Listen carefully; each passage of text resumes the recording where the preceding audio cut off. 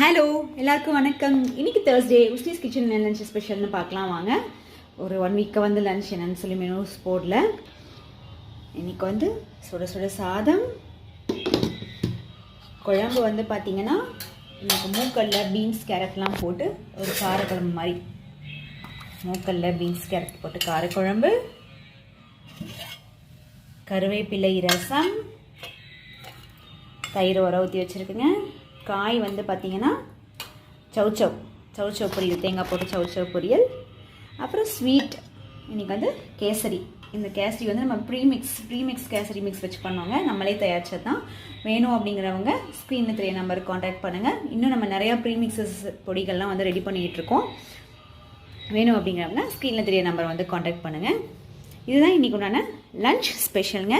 வாங்க எல்லோரும் சாப்பிட்லாம். நன்றி.